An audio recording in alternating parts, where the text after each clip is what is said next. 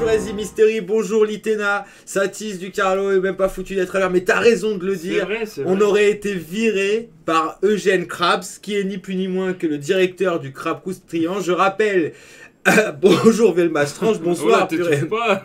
Je vais m'étouffer, c'est pas le Covid. Je vais retousser, t'es prêt?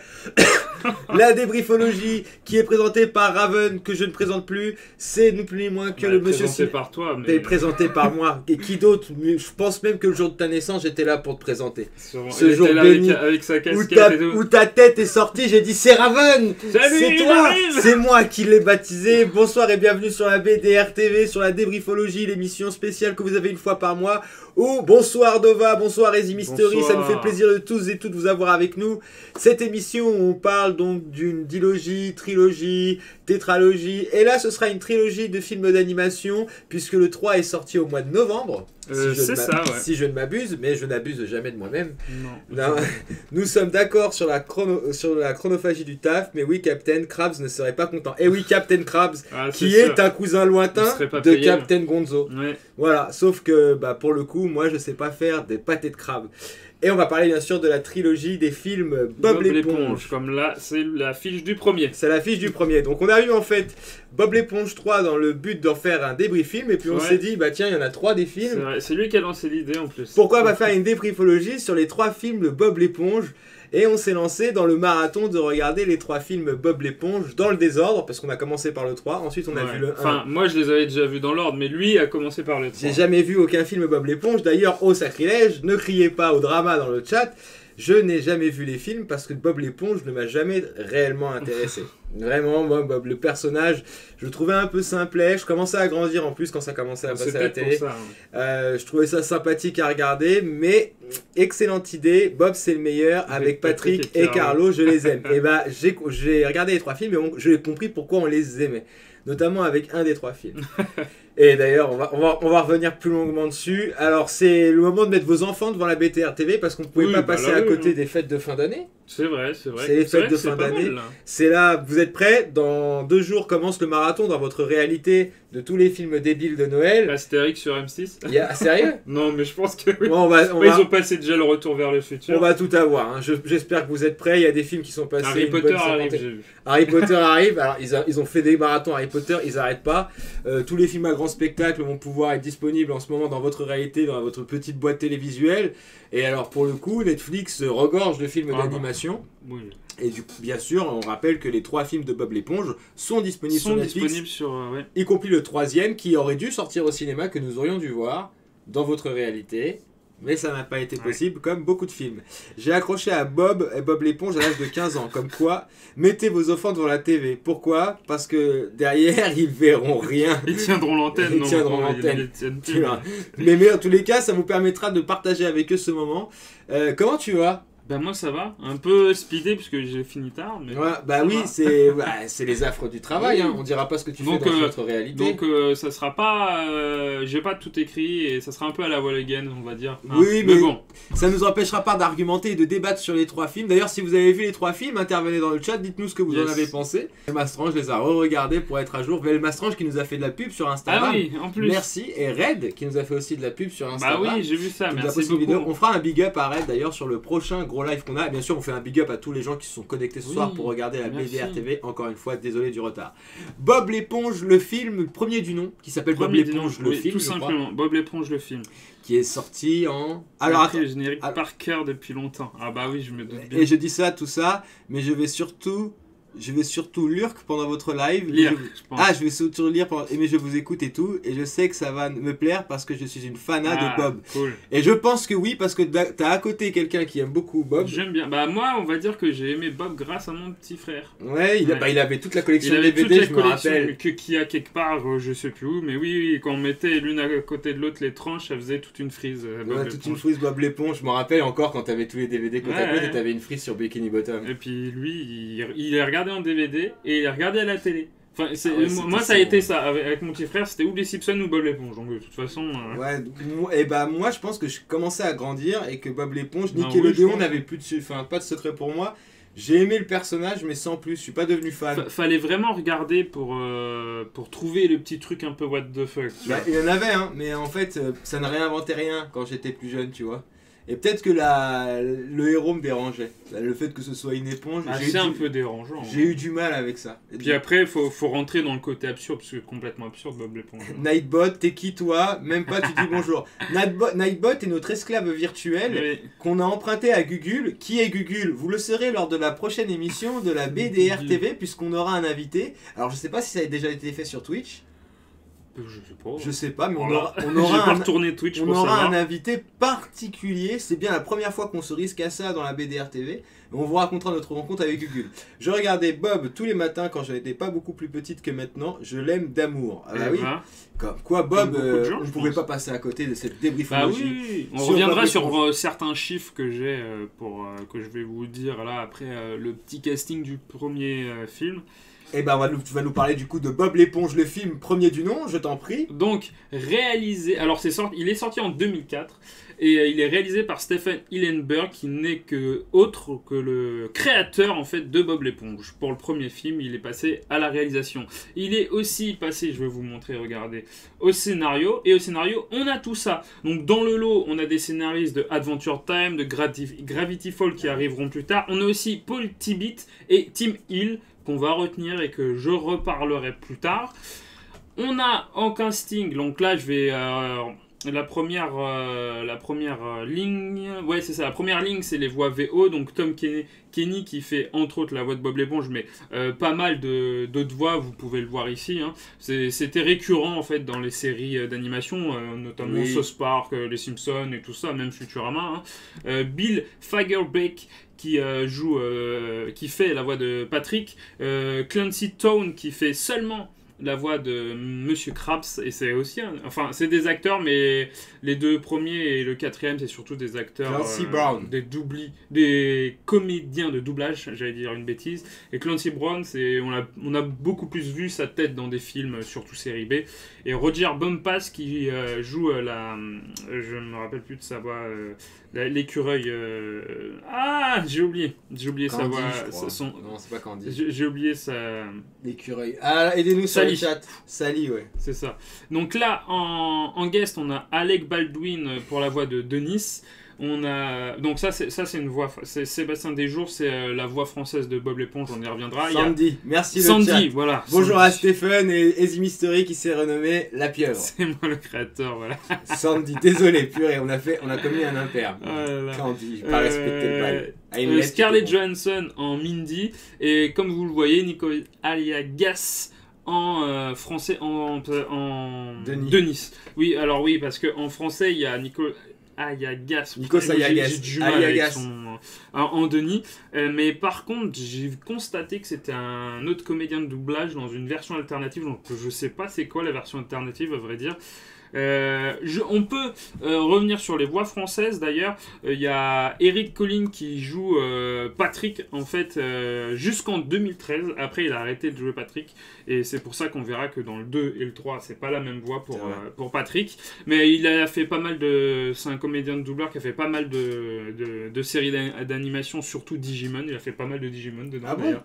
Ouais.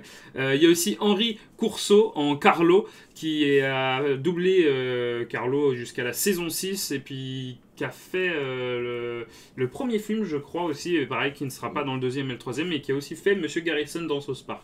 Donc c'est à noter. Scarlett Johansson, si tu nous regardes, on lui passera le message. D'ailleurs, Nightbot a écrit Discord au lieu de Discord. Le premier bot dyslexique est chez nous, effectivement, et on est content. Ouais. Et on est content de l'accueillir, hein, ce bot dyslexique. Pour ce premier film de Bob l'éponge, le scénario, bon, pour ceux qui regardent Bob l'éponge, il y a plusieurs facteurs qui font que Bob l'éponge et son succès sont Bob l'éponge et son succès. Alors, tu m'as coupé la parole là ? Je spoil un petit peu, mais il y a lui surtout là. C'est qui ? David Hasselhoff. Ouais, mais là c'est après la chirurgie parce qu'il est méconnaissable.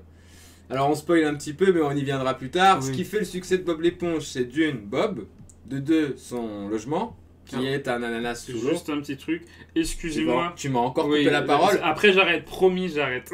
Excusez-moi pour la qualité de la BA, mais le film est sorti en 2004 et apparemment il n'y a plus aucune bande-annonce sur internet, donc voici une bande-annonce dégueulasse. Vas-y, tu peux. C'est vrai, il n'y a plus de bande-annonce sur internet. C'était compliqué d'en trouver une de bonne qualité. Voilà, donc vous avez vu l'ananas. Bob qui travaille, donc qui a trouvé un emploi, je crois que c'est le premier épisode d'ailleurs. C'est pas le premier épisode de la série où il postule pour bosser au Crabe Croustillant? Je m'en rappelle plus. Il me semble que oui. Bob, qui est un employé modèle du Crabe Croustillant, qui est tenu par Eugène Krabs. Il y a beaucoup de facteurs. Tu peux développer. Blague de matheux. Non. Moi, les maths, c'est pas mon délire. David Hasselhoff. On voit que Velmastrange a retenu les belles heures de l'alerte à Malibu. Et Bob, donc, travaille au Crabe Croustillant. Il a un copain un peu bénet qui s'appelle Patrick. Un antagoniste qui s'appelle Carlo. Les trois sont voisins. Carlo travaille avec Bob au Crabe Croustillant.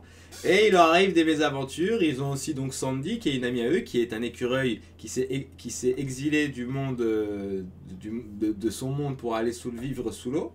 Et elle vient du Texas. Elle vient du Texas et tous les trois vivent des aventures et ça tourne essentiellement autour du Crabe Croustillant et des habitants de Bikini Bottom, puisque Bob l'éponge est un habitant de cette fameuse ville au fond de l'océan, Bikini Bottom. Et il y a un petit personnage qui, à chaque fois qu'il le peut, essaye de voler la recette de Monsieur Crabe, parce que les succès des pâtés de crabe qui sont faits dans le Crabe Croustillant, personne ne la connaît, la recette de ce fameux hamburger, à part Eugène Krabs, qui la garde jalousement, parce que la seule chose qu'aime Eugène Krabs, c'est un grand homme vient de suivre pour casser des réalités. Bah, merci de nous rejoindre, un grand homme, et sois le bienvenu sur la BDR TV. Et du coup, même pas vu. Plankton, puisqu'il s'appelle Plankton, fait tout ce qu'il peut pour pouvoir voler la recette de Monsieur Krabs, que Monsieur Krabs garde jalousement. Et en fait, la thématique du film tourne autour de ça. Monsieur Plankton trouve un plan machiavélique, le plan Z. Le plan Z, le fameux. Parce qu'il déprime, et il a tout essayé au fil des saisons. De A à Y. Plankton, avec un K, exactement. Bob l'éponge en anglais, et pas hyper vulgaire. Stylé la planète en fond, GG, merci. Bob éponge en anglais et pas hyper vulgaire, je n'en sais rien. Alors, je l'ai jamais vu, mais pas plus qu'en français, je crois. C'est un dessin animé Nickelodeon, je sais pas s'il prendrait le risque, surtout s'il passe à une heure de grande écoute. Peut-être, alors je pense pas qu'ils disent des gros mots, à vrai dire. Moi non plus. Parce que tu le vois dans Peut-être il doit y avoir des blagues un peu olé ou quoi, mais comme en français, mais tu les vois dans les séries, dans les films, des enfants regarder Bob l'éponge, ça m'étonnerait qu'ils disent des gros mots. Hein, ouais. J'ai jamais regardé en VO. Il y a donc Plankton n'en peut plus. Plankton a essayé tous les plans de A jusqu'à avant la lettre Z. C'est mon frère, un grand homme. Un grand homme, on est content de t'avoir avec nous. Ça nous fait plaisir que tu regardes la BDR TV. Ah bah je suis honoré. La pieuvre et son grand frère. Alors là, la pieuvre et son grand frère. Qui n'est pas Carlo. Et Plankton est complètement dépassé, le pauvre. Mais le plan Z lui permet de pouvoir trouver un subterfuge pour pouvoir voler enfin la recette de Eugène Krabs. Et que va-t-il faire? Il va ni plus ni moins que voler la couronne du roi Neptune, qui est le roi des océans, et l'expédier à Shell City. Pas vulgaire du tout en anglais, mais ce sont des sous-entendus que seuls les adultes vont comprendre. Moi, j'en ai jamais capté un en français. Même là, sur les films qu'on a regardés. Il y en a peut-être un petit peu, mais pas de fou, je crois. Hein. Et du coup, Bob va devoir... donc, la colère de Neptune se déchaîne sur le seul coupable, puisque Plankton s'arrange pour que ce soit Eugène Krabs qui soit le coupable. Comment il le fait? Je vous laisse découvrir le film. C'est assez... Parce qu'il y a quand même un humour très débile dans Bob l'éponge. C'est absurde et débile. C'est absurde. C'est Bob l'éponge. Voilà, et ça, je pense que c'est une de tes influences. T'aimes bien l'absurde, toi. Surtout sur le... On verra, mais surtout sur le 2. Mais oui, Bob l'éponge... on parlera du 2 après. Bob l'éponge y a contribué. Enfin, Bob l'éponge, j'ai d'autres trucs, mais oui, c'est vrai que... Et donc, le roi Neptune est en colère, puisque sa couronne lui permet de cacher sa calvitie. Il est dégarni, il est pas chauve. Il est dégarni, il est pas chauve. Et donc il menace de tuer Eugène Krabs si Bob l'éponge ne va pas chercher la couronne de Neptune. À Shell City. À Shell City, voilà. Et c'est là que commencera donc l'aventure de Bob l'éponge. On n'en dira pas plus, on va quand même développer sur le film. C'est vrai que c'est assez rigolo parce que c'est vraiment avec du recul quand j'y repense, c'est n'importe quoi. C'est n'importe quoi. Que dire de ce film? On en a discuté. Enfin, je sais pas si tu veux ouvrir le bal, je vais quand même te laisser vas-y. L'introduction du film est géniale. L'introduction du film est vraiment géniale, puisque le budget qu'ils ont dû déployer pour ça... C'est incroyable. C'est fou. Juste pour cette scène. Et la scène post-générique, les deux sont liés. Et on sent que c'était quand même quelque chose d'attendu, le tournage du film, le premier film de Bob l'éponge. Et en fait, c'est exactement ce que je disais. Mais vu que toi, tu as vu le 3 d'abord, c'est vrai qu'on le voit le premier est sorti en 2004 quand même, hein, ça fait un paquet de temps. Et je me rappelle qu'à l'époque... Il n'y avait pas de confinement à l'époque. Ouais, c'est ça. Ou alors on ne savait pas, mais non, il n'y avait pas. Mais ouais, on attendait ce film-là et c'était un truc de ouf, quoi. Je me rappelle justement de cette fameuse intro. Alors je crois pas que je l'ai vu au cinéma, hein, mais je crois pas. Je l'ai acheté en DVD, c'est sûr et certain. Et je me rappelle de cette intro, elle m'avait marqué. Je fais, oh, c'est le film Bob l'éponge et tout. Et mon frère, il était fou, tu vois. Mais ouais, non, ça a connu un succès de ouf, Bob l'éponge, hein. D'ailleurs j'ai quelques chiffres. Donc ça a été créé en 99, ça a été diffusé dans 130 pays avec 13 saisons et 511 épisodes. C'est pas rien pour un truc nickel. Ouais, c'est vraiment pas rien. On aurait dû prendre un comparatif avec et Arnold ou les Razmoket. Ouais. Après les Razmoket avec toutes les déclinaisons qu'il y a eu, je sais pas. C'est ça, ouais. Et en plus apparemment ils ont parlé d'un reboot, mais il y a eu un sacré succès. Ce qui fait l'un des succès de Bob l'éponge, c'est aussi le fait c'est l'un des rares héros qui a un travail et tu vois sa vie au travail. C'est ça. Ouais. Il se lève le matin pour aller taffer. Il a un animal de compagnie qui est Gary, un escargot qui miaule. Un escargot de mer. C'est génial. Et donc il part à Shell City pour récupérer tout ça. Qu'est-ce qu'on retiendra? C'est scénaristiquement, ça va pas chercher bien loin. Tu l'as très bien dit. C'est un épisode de Bob l'éponge. De Bob l'éponge, mais plutôt bon parce que c'est, même si là on le regarde maintenant et on se dit bon, puis la bande-annonce que je vous ai passée est pas belle, on se dit oui, c'est un petit peu vieilli. Il faut savoir que si je me souviens bien, les premiers épisodes de Bob l'éponge étaient en 4 tiers, je crois. Hein. Peut-être. Je crois. Donc c'était l'animation a été améliorée par rapport au dessin animé de la série. Et c'était assez pas impressionnant, mais c'était joli à voir et on voyait, il y avait la patte film, tu vois. Ouais, mais... Bon, maintenant c'est vrai que ça a pris un petit coup de vieux maintenant, mais moi je l'ai pas trop vu. J'ai eu l'impression de regarder un épisode de Bob l'éponge. Ouais, voilà. Et que des fois sur le rythme des blagues, et si t'es pas habitué, c'est difficile. Parce que en fait quand t'as grandi, je pense, puisque moi j'en ai regardé plein des épisodes quand j'étais plus jeune, je les regardais parce qu'ils passaient et du coup je m'ambiançais devant un dessin animé. Et le problème avec ce film là que j'ai rencontré, c'est qu'il a pas réussi à me tenir. Into the Wild m'avait tenu la semaine dernière alors que j'étais épuisé. Celui-là j'étais un peu épuisé. Il y a quand même deux petites fois où j'ai déconnecté du film parce que des fois c'est redondant et le film tire en longueur. Alors c'est son style. Moi je veux pas non plus critiquer le créateur de Bob l'éponge. Il y a beaucoup de blagues répétitives et des gags qui s'allongent, tu vois, mais c'est fait exprès. Mais ouais, comme tu le dis, si t'es pas habitué, bah voilà, c'est le créateur de Bob l'éponge qui passe à la réalisation et qui prolonge ça. Voilà, qui nous fait un gros épisode. Pour les fans, je pense. Alors néanmoins, la meilleure partie du film est à la fin. Justement, parce qu'on a fait un clin d'œil sans trop spoiler, il y a un acteur du monde réel qui joue dans le film, et ce moment-là est génial. D'ailleurs, on reviendra plus tard là-dessus, mais les interactions qu'il peut y avoir entre le dessin animé et le monde réel dans Bob l'éponge sont systématiquement une réussite. Il y en avait dans la série et des trucs plutôt pas mal, mais ça durait pas aussi longtemps. Bah là, je pense que c'est le budget. Hein. Ouais. Et puis ça va vraiment chercher Epic Moment. Ah oui, on peut parler d'un moment épique. Hein. Concernant le personnage, on peut parler d'un moment épique. Hein. C'est n'importe quoi. Et ça relance du coup l'intérêt pour la fin. Donc ça permet de terminer sur une bonne note. Mais je trouve, à titre personnel, cet épisode beaucoup trop convenu. Enfin, pas surprenant.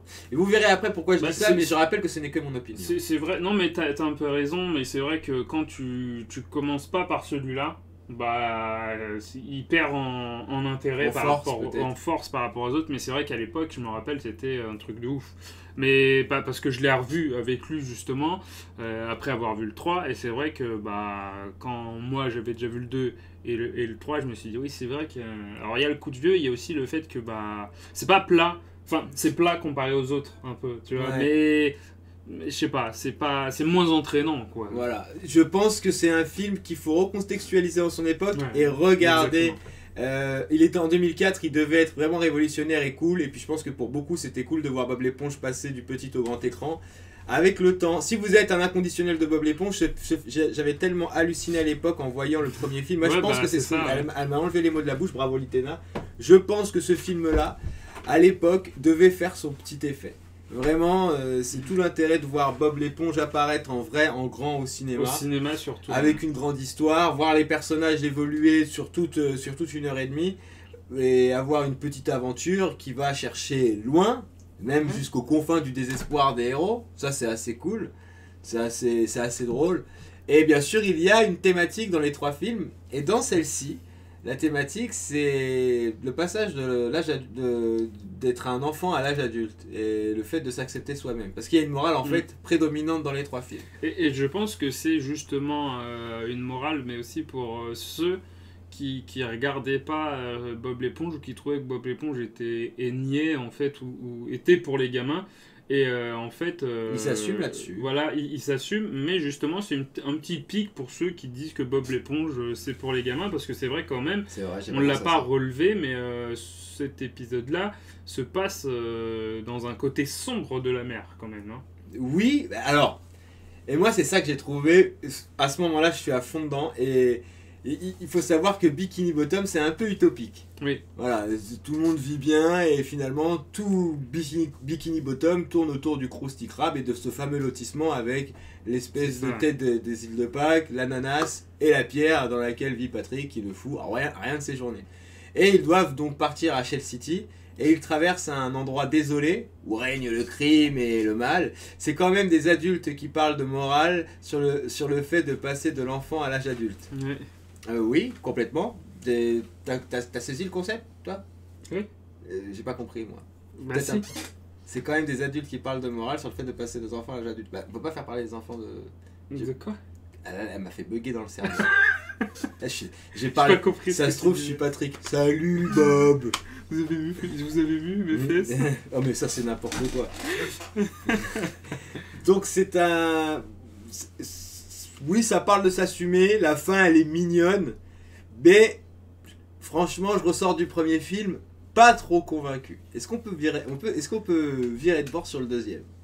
Ouais, grave. Peut-être que tu as des choses à dire sur le premier encore. Non, bah là, non, j'ai pas plus de choses à dire. Hein. On va virer de bord sur le deuxième, et le deuxième, je rappelle qu'on ne les a pas vus dans l'ordre. On a vu le 3.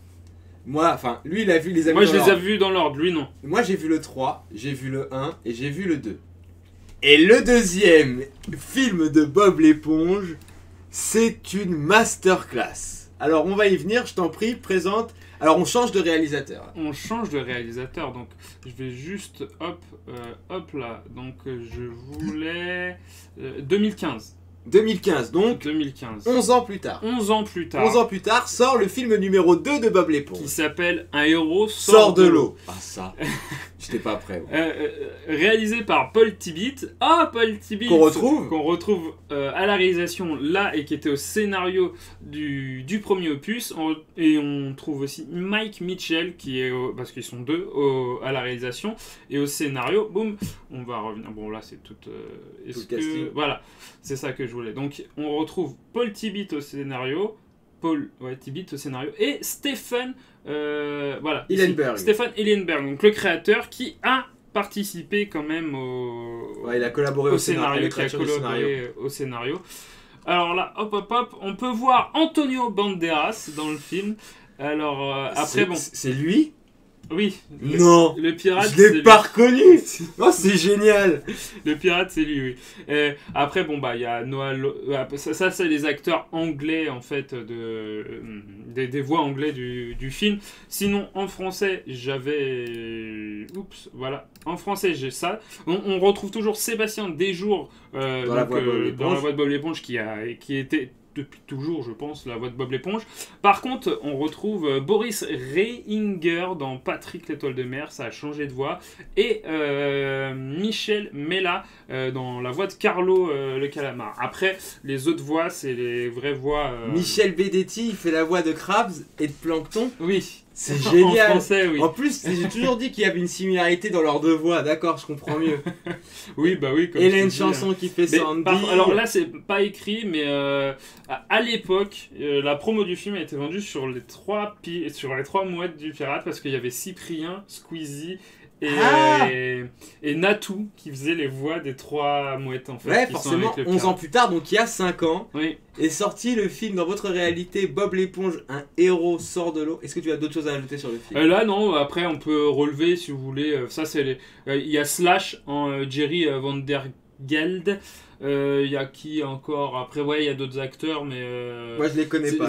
Ouais, voilà. Si, c'est des acteurs qui ont joué dans certaines séries B ou séries, mais après, la plupart, je ne connais pas, hein, par contre.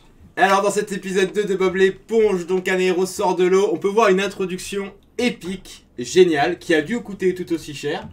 Donc on reprend la formule de base du numéro 1 où un pirate est sur l'île de... Parce qu'en fait, à chaque fois que vous voyez Bikini Bottom dans le dessin animé, avant de filmer Bikini Bottom, on filme une petite île perdue au milieu de l'océan. Et dans ce passage, Antonio Banderas, qui donc campe le barbare, le capitaine, le pirate. Le pirate barbare, va chercher le scénario du film Bob. C'est une mise en abîme, mais il fout le 4e mur en l'air, ce film.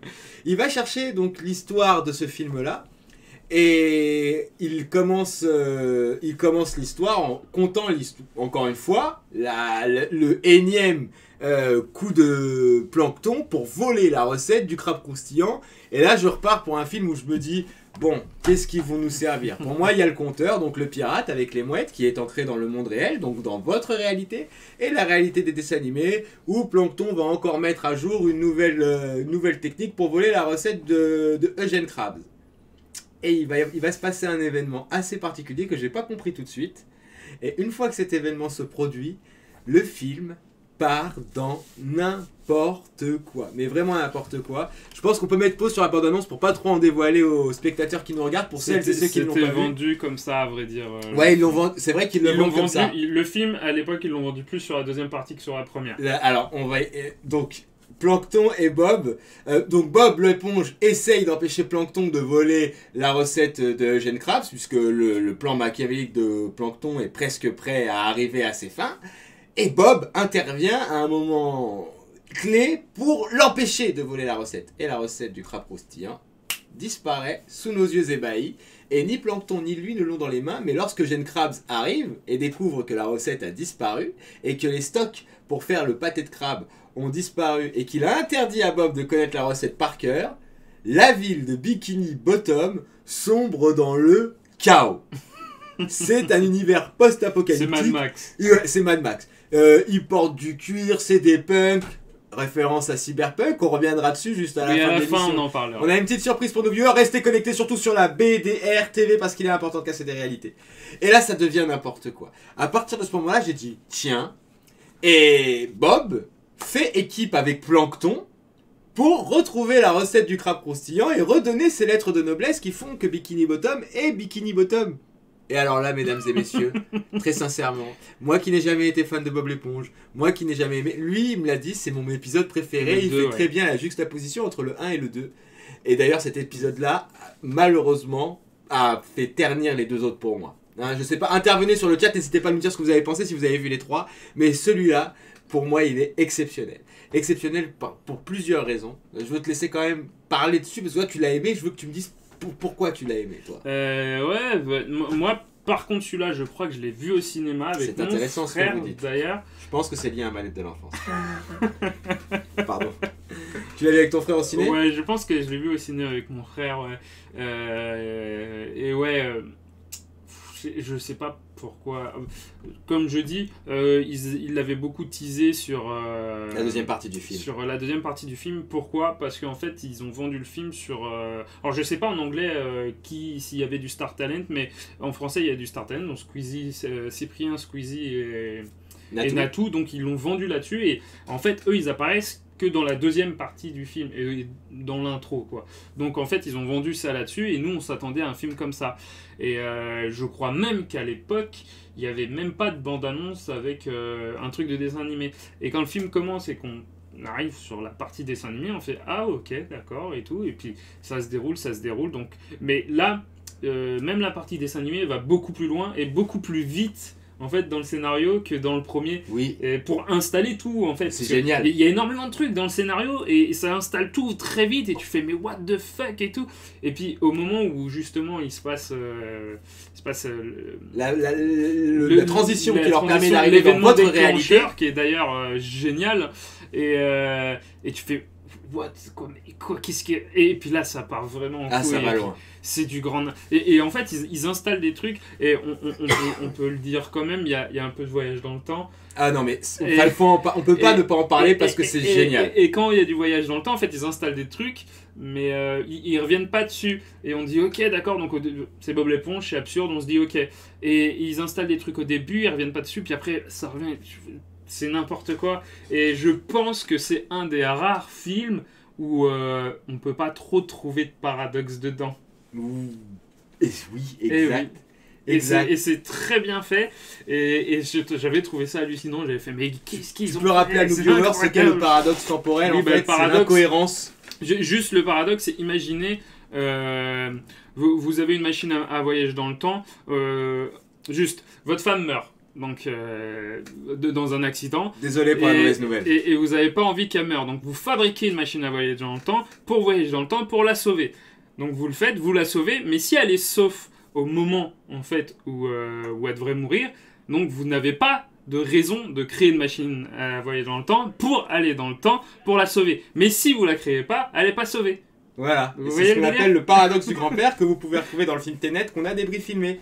Alors, dans la série, l'un des meilleurs épisodes est celui dans lequel Bob fait découvrir le fun à Plankton, donc nos surprises. Tu le connais cet épisode ? Oui. Il est bien cet épisode ? Oui, il est cool. Il y a énormément d'épisodes qui sont cool, hein, mais oui. Et alors, donc, toi, c'est ça qui t'a plu ? Et le moment où ils passent dans leur réalité. Ah ouais, non, mais c'est incroyable. Alors, non, mais ça n'a fait que m'enjailler. Moi, alors que, encore une fois, je rappelle à tous les viewers, les 11 spectateurs qui regardent la BDR TV, merci de rejoindre la BDR TV, encore une fois, vous êtes exceptionnels. Grosse annonce à la fin du live, parce qu'on n'a pas fini de nous faire des surprises dans cette période de fête. D'ailleurs, les effets visuels sont très très bons. Ah non, je rappelle, tout est excellent. Je rappelle d'ailleurs que, parce que dans le premier, il y avait des effets visuels où, genre, là par contre, c'était un dessin animé qui sortait dans la réalité, et je trouvais déjà à ce moment-là plutôt bien réalisé. Oui. Mais là, dans celui-là, les interactions avec les choses réelles et les acteurs et tout, c'est incroyable, c'est super bien fait. Il a 5 ans, j'ai rien à dire. Ah mais ouais, et c'est ouf. Je l'ai regardé 2 fois. Ça a été fait par ceux qui ont fait les effets numériques du film Ted, tu sais, avec l'ours. Ah, l'ours. Ouais.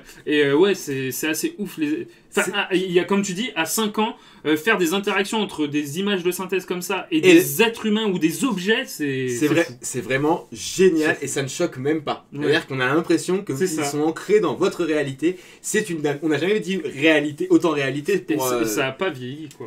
Non seulement ça n'a pas vieilli, le what the fuck qui se passe, donc avec la machine à retourner dans le temps, les animations, à un moment donné, le dauphin. Non mais.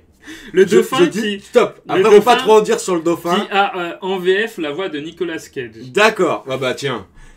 Le moment où je vois le dauphin, je me dis mais. En plus, c'est un clin d'œil à Marvel. Mais oui, parce que quand il dit son blaze, je dis c'est une blague. En plus de dos, il est chauve, tu vois, parce que c'est un dauphin. Un dauphin n'a pas de cheveux. La calvitie revient souvent dans Bob l'éponge. C'est vrai. Et je me dis mais what ? Et alors peut-être 1 et 2, incroyable aussi. Peut-être qu'on les débriefera dans une dilogie. Je préfère le 1 que le 2, mais on donnera notre avis dans une autre émission. Eh oui, dans une dilogie à venir. Mais c'est n'importe. Mais à quel moment il s'arrête ? Jamais. C'est-à-dire que le film prend un vrai risque et c'est ça qui est bien finalement. C'est-à-dire que moi, quand j'ai vu le 1 et vu que j'ai vu le 3, je me suis dit, schématiquement, c'est systématiquement la même chose, comme dans la série. Et là, ça commence pratiquement pareil. Ça commence pareil, et ça m'emmerde presque, moi, de le regarder. Je me dis, bon, je vais le descendre, parce que j'en ai marre que tu me serves la même soupe. C'est pas que c'est pas bien, et je sais que ça fait Bob l'éponge, mais réinvente un concept, s'il te plaît. Ils le font complètement de A à Z.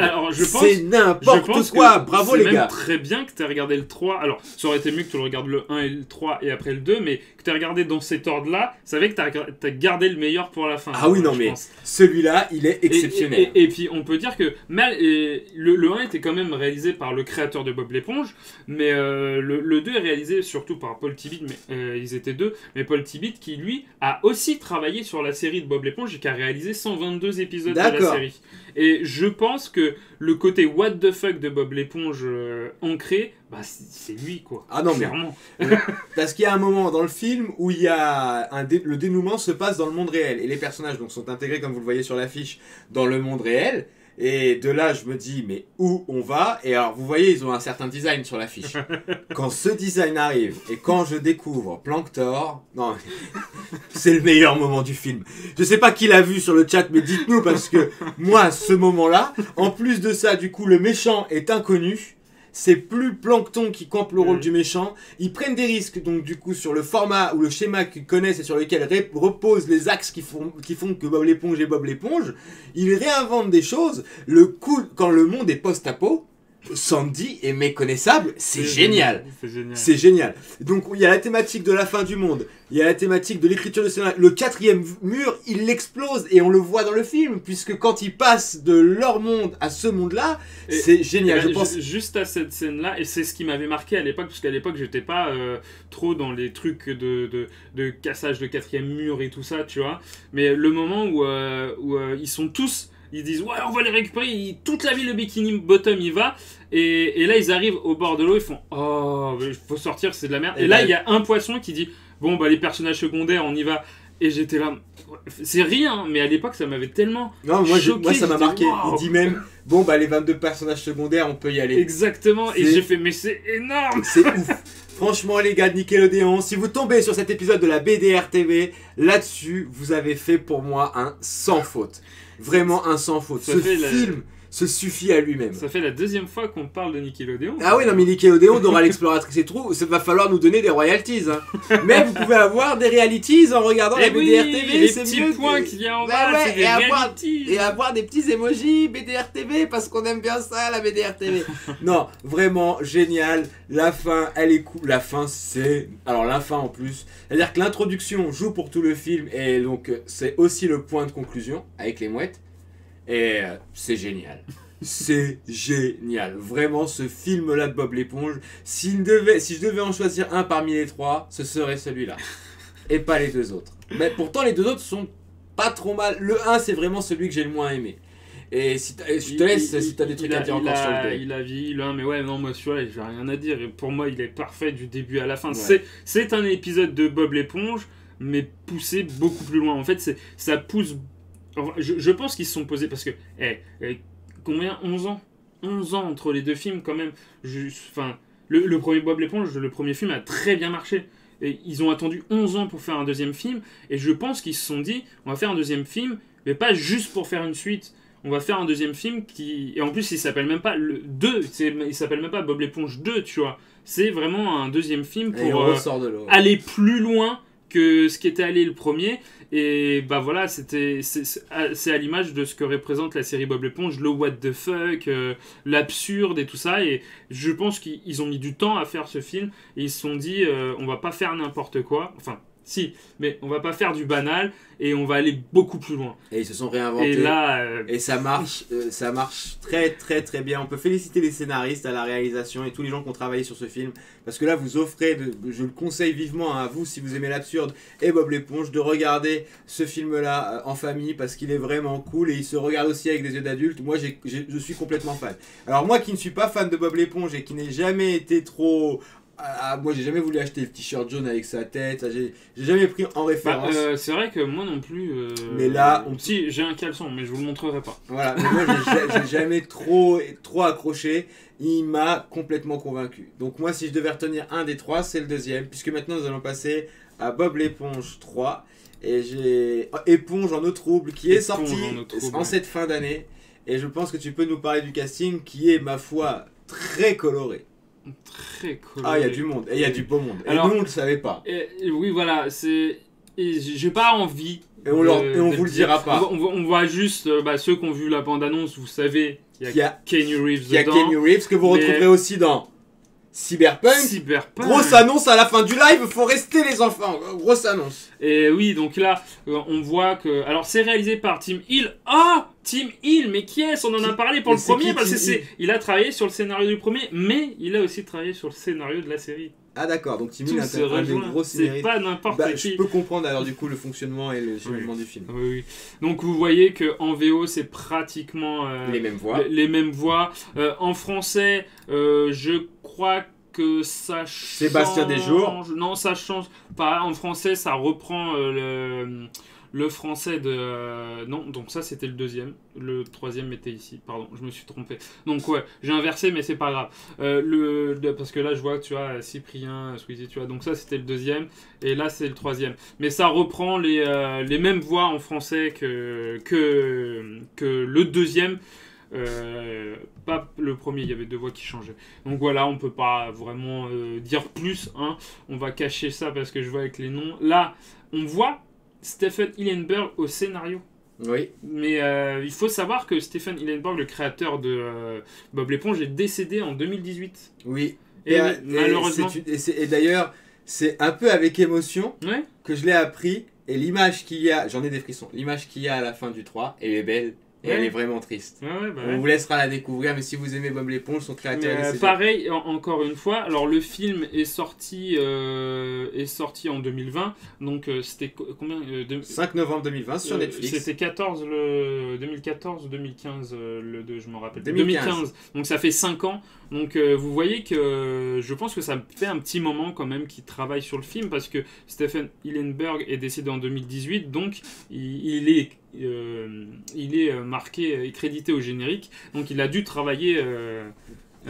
Le casting du 3 reprend le what the fuck de l'apparition dans le 1. J'ai halluciné. Litena, qui aime bien le Bob l'éponge, dit RIP au master. Ouais. Et Stéphane, je suis très content de savoir que Stéphane est parmi nous, dit non, je ne suis pas mort. Et ce n'est pas de toi qu'il s'agit, Stéphane. On est content que tu sois dans notre réalité. J'ai juste envie de souligner ça. La musique Hans Zimmer.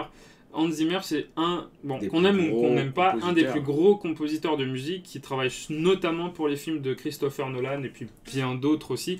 Et c'est juste pour montrer que c'est assez impressionnant qu'il y ait ce compositeur-là sur un film Bob l'éponge. Je sais pas si vous vous rendez compte, le mec a fait la trilogie Dark Knight, a fait Inception, a fait plein d'autres films, les Spider-Man et tout ça, et le type vient faire la musique de Bob l'éponge, quoi. C'est pour montrer à quel point quand même Bob l'éponge est quand même marqué, ancré dans la pop culture. Ah bah et puis surtout il est ancré aux États-Unis, c'est un sacré succès. Bob l'éponge, donc éponge dans nos troubles, raconte l'histoire d'un escargot napping. Alors qu'est-ce qu'un escargot napping? Il faut savoir que, comme je vous l'ai dit, donc Bob l'éponge qui vit dans un ananas a comme animal de compagnie un escargot qui miaule du doux nom de Gary. Et Plankton, toujours le même, Plankton, est face à un dilemme. Il ne comprend pas pourquoi systématiquement, alors qu'il veut voler la recette de Eugène Krabs, il n'y arrive pas. Et sa femme, Karen, qui est un ordinateur à roulettes, qu'on retrouve d'ailleurs dans les 3 films, lui dit mais tu n'as pas compris encore, si tu n'arrives pas à le voler, c'est que tes plans sont toujours déjoués par une seule et même personne, Bob l'éponge. Donc pour voler directement la recette du crabe croustillant, du pâté de crabe à Eugène Krabs, Gary va escargot-napper, Plankton va escargot-napper Gary et va le donner à Poséidon, le roi des 7 mers. Donc on avait Neptune dans le premier épisode et là on a Poséidon. Puisque Poséidon ne veut pas se voir vieillir et le meilleur moyen qu'il n'a de ne pas se voir vieillir est d'utiliser la bave d'escargot de mer. Malheureusement, il vit dans la ville de perdition, Atlantic City. Et Bob l'éponge, avec Gary, va devoir mener une quête pour retrouver son escargot et quitter Bikini Bottom le temps de son aventure. Voilà pour le pitch, et il fera des sacrées rencontres. On peut voir que la grande nouveauté dans celui-là, c'est que tout est fait en image de synthèse. Et plutôt joli, bien fait. Hein, c'est vraiment pas dégueulasse. C'est vraiment pas dégueulasse. Ça se regarde facilement et ça se regarde bien. Ouais. Et c'est la ville, c'est Las Vegas de l'océan. C'est le Las Vegas de l'océan. Il y a l'humour est le même. Il y a quand même un moment dans le film et il est pas à la fin, il est presque au début. Il est au lancement de l'aventure. Voilà, il est au lancement de l'aventure. Il est au lancement de l'aventure. Il y a un moment où donc Keanu Reeves est un buisson. Ouais, en fait, ils arrivent à un moment dans un truc de western, et en fait, il y a des buissons qui roulent, et dans un des buissons, il y a la tête de Keanu Reeves. Il y a la tête de Keanu Reeves, donc c'est une sorte d'envoyé divin qui conseille Bob. Et il y a des mécaniques du 1 qui se retrouvent dans le 2, faut savoir la construction du film, clairement. C'est pareil. Le 1 et le 3 sont très similaires au niveau du scénario, et même dans le 1, c'est la fille de Neptune qui lui donne une relique. Dans celui-là, c'est Keanu Reeves. Cette relique prend tout son sens à la fin de l'aventure. Il y a des choses qu'on retrouve.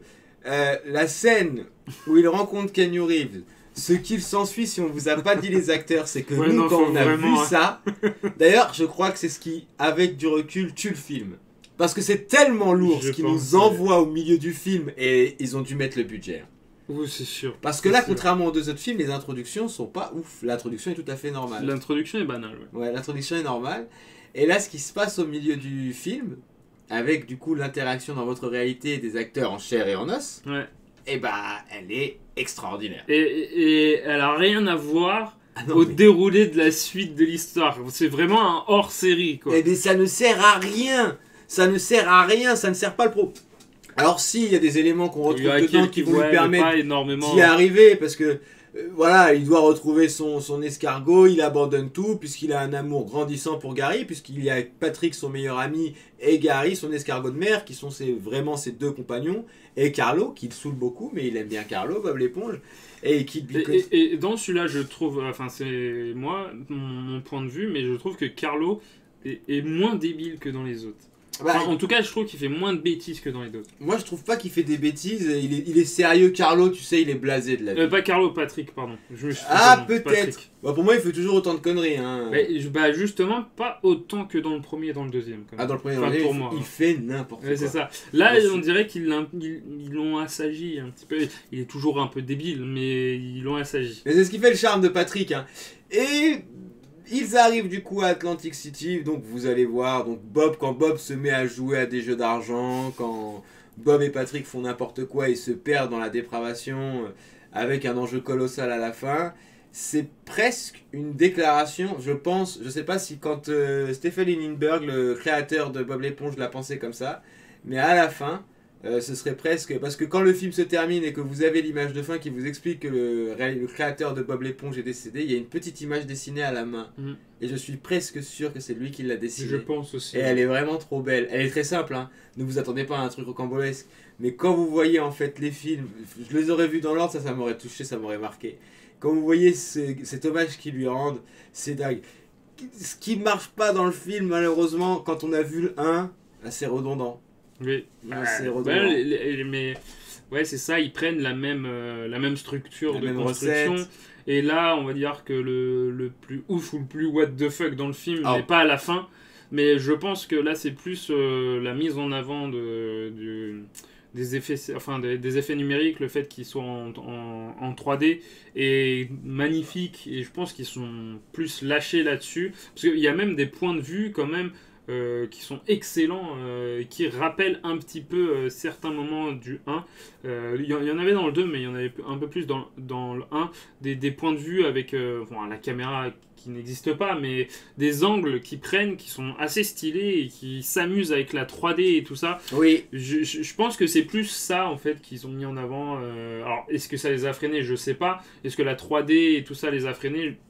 Je sais pas si c'est ça, parce que quand tu regardes le 2, la deuxième partie, il y avait quand même un truc technologique de ouf. Donc je sais pas, peut-être que là...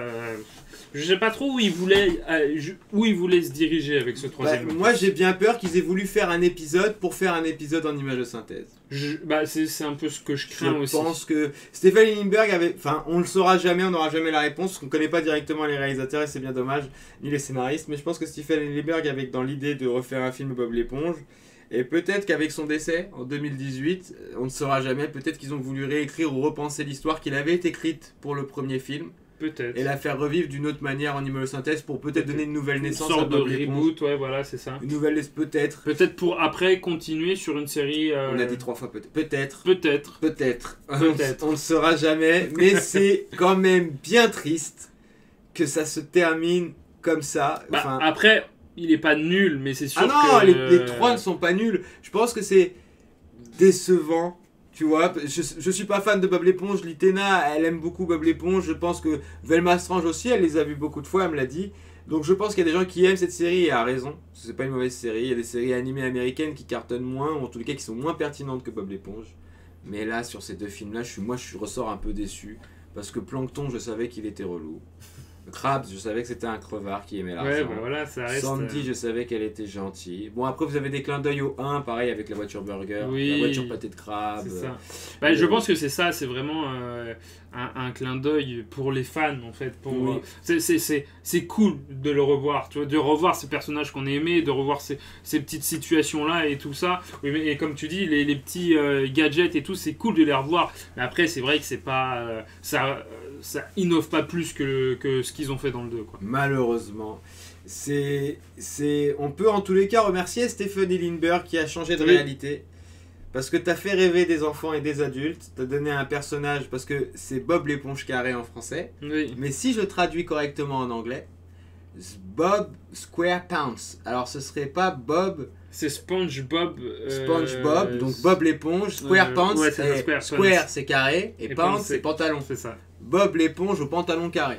Alors vous aurez aussi la réponse dans les films de savoir pourquoi son pantalon a cette forme-là. Et ça c'est vraiment cool. Et vous le savez d'ailleurs dans le premier film. Et oui. Et on n'a pas dit, mais c'est vrai que le film devait sortir au cinéma. Et malheureusement, il n'est pas sorti au cinéma. Il a été racheté par Netflix. Il est diffusé sur Netflix. Stephen Hawking, Stephen King, Stephen Hillenburg, des personnes incroyables avec un prénom incroyable. On pourrait aussi citer Stephen Sommers. Et en anglais, ça se prononce Steven. Steven, ouais. Tout à fait. Après, c'est comme tous les dessins animés, il faut se dire que ça touche un public d'enfants qui rappelle en même temps des souvenirs aux parents. Je suis pas d'accord avec ça. Ça me fait plaisir de pas être d'accord avec Belle Mastrange. 1 et le 2, alors, ouais. Mais c'est un point de vue. Ouais. Elle a le droit de penser non, mais comme oui. ça. Hein. Alors, j'aurais plus pour le 1 et le 2. Après, si c'était leur intention dans le 3, je trouve que ça fonctionne pas bien. Je pense que le 3 est vraiment orienté beaucoup plus enfant. Ouais. Même s'il y a des petits clins d'œil pour les adultes et puis qui parlent à la nostalgie de ceux qui ont regardé, parce que quand même, plus de 10 ans pour le premier film, c'est beaucoup. Donc il y a sûrement de la nostalgie pour les adultes, mais c'est beaucoup plus dirigé vers les enfants que le 1 et le 2, je trouve. Malheureusement. Mais après, bon, on va pas non plus faire comme si on avait été complètement déçus. Cette trilogie permet... les trois films sur Bob l'éponge gardent les mêmes thématiques. Donc si vous êtes un fan de la première heure, vous ne serez pas déçus. Si vous voir Patrick faire des remarques idiotes et débiles, ça vous fait rire, vous ne serez pas déçus. Si voir Krabs compter son oseille et penser qu'à l'argent, vous ne serez pas déçus. Voir Carlo... D'ailleurs, dans ce film-là, ce qu'on ne dit pas, c'est que dans le 3, il y a beaucoup de choses qui sont expliquées. Et notamment l'aigreur de Carlo. Donc il y a énormément de trucs. Il y a des réponses qui sont apportées dans le film aux fans. Donc c'est vraiment un film qui a été fait pour les fans. C'est pour ça que je dis ça. Vraiment, si vous n'êtes pas un fan de la première heure de Bob l'éponge, malheureusement, soit vous êtes très bon client, soit vous pouvez trouver dans cette trilogie de films quelque chose de redondant. On va vous présenter à l'écran donc les trois personnages mythiques de Bob l'éponge. Franchement, moi Carlo c'est aussi mon préféré. Moi, Carlo, c'est mon préféré. Alors, on va réduire un petit peu. L'humour de Patrick me fait rire, mais Carlo, ça a toujours été mon préféré. Donc voici Patrick, Carlo et Bob. Alors maintenant, on va passer à la notation. Si tu devais mettre un film à cette trilogie, tu lui mettrais combien ? Bah, moi... Sur 5, on rappelle la notation. Ouais, sur 5, je pense que moi, je dirigerais sur 4 parce que... il y a l'effet de quand je les ai vus. Le 1, quand je l'ai vu à l'époque, j'avais adoré. Le 2, ça reste mon préféré. Un petit peu plus déçu par le 3. Et c'est vrai que quand j'ai revu le 1 un peu plus vieilli. Donc, mais en global, dans le tout, ça reste quand même 3 films très qualitatifs et très proches de son public et de ses fans. Donc pour moi, ça sera un 4 sur 5. Je suis un mix Patrick Carlo, improbable mais vrai. Mais moi je suis pareil, je suis un mix Patrick Carlo. Moi je lui attribuerais aussi un 4 parce qu'il a su écrire son histoire, ce personnage, et se faire une place au panthéon des dessins animés. Il a une vraie place. Il garde son identité sur les 3 films. Le 2 pour moi est exceptionnel parce que le 2 sait se réinventer. Oui. Et le 2... En fait, c'est dans la construction du scénario que j'ai été déçu et dans le fait que je sois pas client des blagues, mais ça, c'est pas de la faute de Bob l'éponge, c'est depuis le début que c'est comme ça. Ouais. Donc, si je devais le noter objectivement, je lui mets un 4 parce qu'il est quand même capable de faire le taf et de rester proche de son public, et je suis obligé d'admettre ça. Et Stephen Hillenburg, c'est un des gars qui a façonné la pop culture sur ces 15 dernières années avec ce personnage qui est rentré dans les codes, que tout le monde connaît. Donc c'est presque un épisode hommage de la débriefologie qu'on fait à ce grand créateur. Merci pour ce que tu as fait pour Nickelodeon. Merci aux personnes sur le chat, dont Litena, qui ont été fans de ton univers. au petit frère de Raven, Tizik, qui stream, on le dira à la fin du live. Et merci à vous d'avoir suivi cette débriefologie de la BDR TV. C'est donc à 4 sur 5 pour Bob l'éponge, le film numéro 1. Bob l'éponge 2, un héros sort de l'eau. Et Bob l'éponge 3, disponible sur Netflix. Les 3 sont d'ailleurs... Oui, alors il y a un DVD, en tout cas je crois que c'est sûr qu'il y a un DVD, on peut même chercher, mais il y a un DVD pour le 1 parce que je l'ai en DVD. Il y a un DVD Blu-ray pour le 2. Et pour le 3, pour l'instant, bah, il est que sur... il est que sur VOD. Sur Netflix. Donc... Netflix ne sort pas tout le temps des éditions physiques de leurs films. C'est très... Alors, il y a eu Roma, mais qui a été récompensé à Cannes. Il y a eu Annihilation, mais pas beaucoup de films de Netflix ont eu des versions physiques. C'est le seul bémol que je trouverais au fait qu'ils mettent les films sur Netflix, c'est que ça reste sur Netflix et un jour Netflix les aura plus, ça disparaîtra. Peut-être qu'un éditeur le publiera. Mais c'est le souci. Pour des licences pareilles, tu peux pas les faire disparaître d'internet. Non, je pense que le film disparaîtra pas, mais est-ce qu'un jour on l'aura en physique? En physique. Tu vis dans le monde du dématérialisé, mon petit. Tu vis dans le monde voilà. Mais c'est dommage parce que moi justement, j'ai les 2 premiers en DVD et j'aurais aimé avoir ce 3e opus. Qui sait? Est-ce que Netflix, tu vas faire un effort pour Raven et tous ceux qui aiment avoir des DVD et des jeux physiques et nous donner la possibilité de les acheter et de pas les voir sur un site où le serveur peut à tout moment rendre les droits ou faire disparaître des films pour en faire arriver d'autres? C'est tout ce qu'on souhaite, en tous les cas, sur la BDR TV. Donc 4 sur 5 pour Raven, 4 sur 5 pour moi, pour la trilogie des films Bob l'éponge. On vous invite à les regarder, en tous les cas, pour ces fêtes de fin d'année, si vous voulez vous replonger dans le héros qui a bercé votre enfance, si vous étiez jeune, en tous les cas. Ou le faire découvrir aussi. Ou le faire découvrir à vos enfants, ou même le regarder juste pour le plaisir, vous tout seul, ça marche assez. Puisque Bob l'éponge se regarde très facilement. Une petite note spéciale, tous les deux, pour le numéro 2, justement. Nous sommes 2, donc c'est le numéro 2. Je lui avais dit aussi. Et il ne m'a pas menti, hein. Le 2 est exceptionnel. Voilà, il y aura une édition PS4 à gagner de Cyberpunk. Voilà, sur la BDR TV, Raven d'ailleurs, si vous êtes gâtés, c'est Raven. Hein. Parce que si ça ne tenait qu'à moi, je tenais à faire gagner aux viewers une brique signée. Voilà, moi je veux une brique à mettre chez moi si elle est dédicacée. Mais on va faire gagner des briques. Mais moi, talent, moi je suis tellement chaud. Au final, ils veulent même pas le jeu ils Cyberpunk. Ils en veulent pas de Cyberpunk, il est trop buggé. Donc sur la BDR TV, on va faire gagner des briques durant un film. Mais c'est pas tout et je ne dirai pas cette annonce-là. Mais Raven n'a pas fini de vous faire une surprise parce que le mois prochain, il y aura encore quelque chose d'autre à gagner. Ça, c'est plus grâce à Amazon parce que c'était pas prévu. Mais bon. Ouais, t'aurais pu ne pas le dire, on aurait pu passer pour des gens généreux. Bah oui, mais j'aurais pu le revendre. Voilà, et on va faire aussi gagner, puisque vous êtes demandeurs, des briques. Des briques, on va essayer, on va trouver de belles briques. On va trouver des belles briques, oui. On va les décorer, on va les peindre et on va vous les envoyer. Elles sont à gagner sur des gros lives. Attends, on va les envoyer, ça va nous coûter cher d'envoyer des briques. Ah, ça pèse lourd une brique, j'ai viens d'y penser. On veut des capotes violettes BDR TV. Si jamais on trouve comment faire, on en fait. Oui, il y a moyen. Ah, ça peut être très drôle. Si le pape en a Je serais tellement fier d'en arborer une. Et tu as ce qu'il faut, j'ai ma capote BDR TV pour casser des réalités, mais pas que. Les slips, je pense que c'est fort probable. Si un jour on fait des t-shirts ou des pulls, on fera aussi des slips. Des slips des slips Des slips BDR. Bah oui, c'est le plus drôle. Pas terrible, des slips. Toi, tu vois quelqu'un porter un slip BDR Moi, je vois surtout quelqu'un avoir un slip BDR et l'encadrer au-dessus de son PC. Ouais, donc des slips à encadrer. Exactement. Oui, parce que maintenant, des pins, oui, ça c'est facile à faire. Des pins, on en avait déjà parlé. Et ça, c'est facile à faire. Les produits dérivés arrivent. Faut dire qu'avec vos dons et avec les idées que vous nous donnez, en 2020, dans votre réalité, il a été très compliqué pour nous de faire exister le projet parce que beaucoup de commerces étaient fermés. Ensuite, il y a eu des problèmes d'approvisionnement. Et l'été est arrivé et on a dû relancer une saison de la BDR qui nous a demandé beaucoup de travail. On commence à s'installer dans le rythme des masques BDR TV. J'y ai pensé à ça. J'y ai pensé. Il y aura des choses qui vont venir sur la BDR TV. On va essayer de faire un merch. D'ailleurs, il faut savoir que voilà, on va essayer de faire un merch. On va essayer de faire un truc correct parce qu'on n'a pas on peut pas faire un merch pour faire un merch avec des produits de mauvaise qualité. Ça, parce que si vous avez un pull ou un sweat BDR, il serait vraiment cool de l'amener où vous voulez. Quand on vous dit qu'est-ce que tu portes comme pull, là vous dites à la personne c'est un pull de casseur de réalité, mais pour qui tu me prends, mais qui t'aime et d'où tu sors, hein. D'où tu sors. Le Nightbot dyslexique qui nous continue à nous abreuver de ses publicités. Voilà. Donc le 22... Venez sur le Discord bien sûr. Venez sur le Discord le 22 janvier. Grand jeu de la BDR TV pour pouvoir gagner un jeu Cyberpunk. La session de gaming sera hardcore et longue. Promis, elle sera hardcore et longue. Pourquoi elle sera hardcore et longue? Parce qu'on est hardcore et long et je ne développerai pas plus sur cette thématique. Minuit RDV avec Monsieur D. Monsieur D qui est mon collègue, qui était mon collègue malheureusement, puisque je quitte une certaine réalité ce soir. Ce n'est pas sans émotion que je fais ce live et je quitte mes élèves. Si un jour mes élèves tombent sur ce live, merci à mes élèves qui se sont inscrits à la BDR et qui m'ont regardé, qui m'ont demandé quand était le live, diffusé auprès de tous les élèves de notre cher lycée que le CPE a une double vie et je suis très content d'avoir ce genre de double vie plutôt qu'une autre. Ciel, mon mari. Et on va aussi parler de nos partenaires avant de conclure. Donc je rappelle les gens qui sont partenaires avec le BDR TV, qui sont des gens formidables. En premier lieu, elle est présente sur le chat. Je ne la présente plus, mais je vais la présenter quand même. C'est Litena. Litena qui est revenue en stream cette semaine.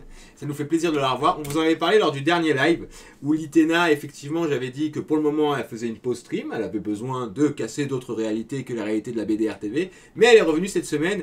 On rappelle que Litena est la spécialiste de l'univers de Tolkien. N'hésitez pas à la suivre aussi sur son site, son WordPress, à lui poser des questions et à regarder les propositions de contenu qu'elle vous fait. En plus de ça, elle joue à des jeux qui sont estampillés sur l'univers de Tolkien où elle vous expliquera le lore, les dysfonctionnements, les pirouettes scénaristiques ou encore les trucs qui n'ont pas de sens. Mais je reviens doucement, mais merci. Mais oui, on t'encourage et c'est pour ça. On sait que voilà, il y a eu une période où il fallait pas casser des réalités, mais que maintenant que Litena est revenue casser des réalités, elle est hébergée sur la BDR TV. N'hésitez pas à lui faire un coucou de notre part, ce sera toujours avec un grand plaisir. Partenaire numéro 2, c'est toi à la radio, parce que oui, on préfère plutôt que d'insulter des mamans et te dire c'est toi qui es bête, non c'est toi, non c'est toi. C'est toi à la radio qui est une émission de podcast présentée par Mara et Candy, qui sont aussi hébergés sur la BDR TV, qui ont fait leur émission du mois sur Noël, qui reste disponible avec de la musique sur leur chaîne régulièrement. Génial, il y a des propositions sur C'est toi à la radio, donc on vous invite à follow et à suivre C'est toi à la radio, mais on va aller sur la PGR, la Pass Game Reverse, le partenaire qui nous a fait confiance en premier lieu, géré sur le site internet avec Romgamb qui écrit les tests, mais aussi Dova et le petit frère de Romgamb, Dark Chris, Yanoche et toute l'équipe de la Pass Game Rebirth qui ont fait leur convention qui a été castée sur la BDR TV. On n'est pas peu fiers de ça.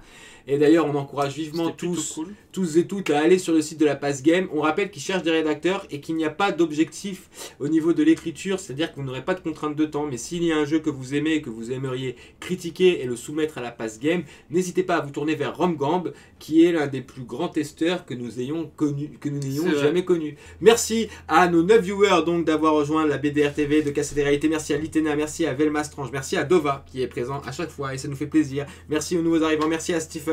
C'était cool, c'est cool les dindons, moche mais cool. Ah oui, on peut être moche et cool, on peut être moche et sympa et on peut être moche et gentil.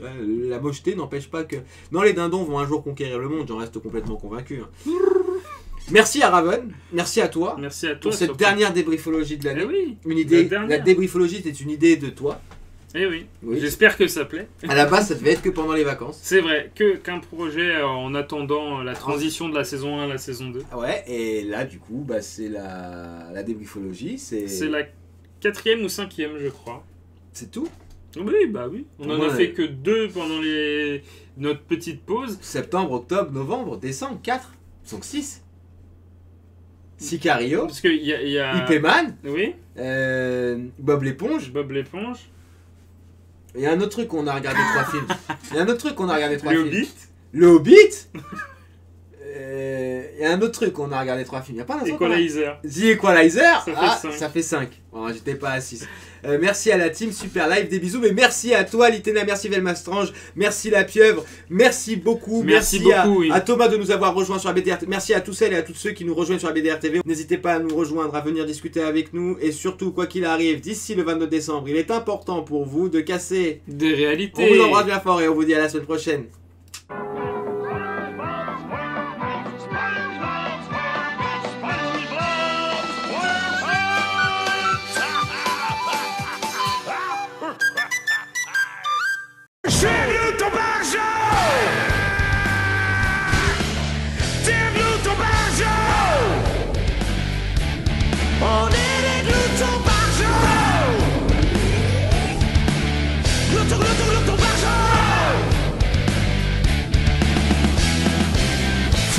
Tu ranges tous tes jouets, moi j'en ai assez. Toi tu m'empêches de jouer, ne faut pas pousser. Non, non faut pas pousser.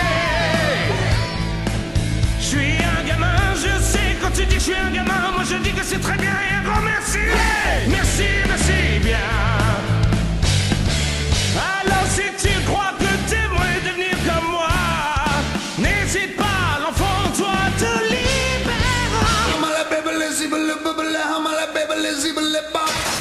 Je suis à nous, ton argent. Non, mais qu'est-ce qui se passe ici? Oh, il a le rythme dans la foule, il se défend. Réagissons vite, je perds le contrôle. Attrapez-le!